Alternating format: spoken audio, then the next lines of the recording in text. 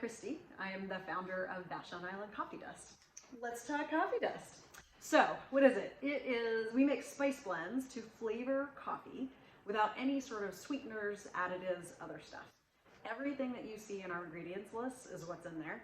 And not only is it delicious, it's good for you. So, how do you use it? We can add it to our coffee grounds, dust it on top of those grounds and brew with it. That's number one. Number two, you can just add a pinch to your coffee on top, mix it in. What I like to do is to actually froth it with my milk. Then it infuses really well and I get all that goodness all the way through my coffee.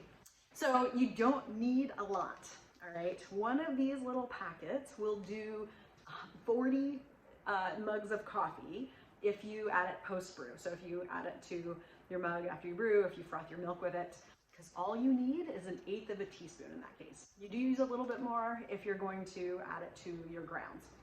One of these tins will flavor up to 120 mugs of coffee if you're doing it post-brew. And then we've got our refill packs that are the same sizes as the tins. Those also do 120 mugs. So you've got 3 options to pick from. And the best part of all of this stuff is that you don't have to only use it for coffee. I have customers that use it for, they put it in their oatmeal, they mix it in with their pancakes. I made oatmeal raisin cookies the other day with Captain's Dust. It was delicious.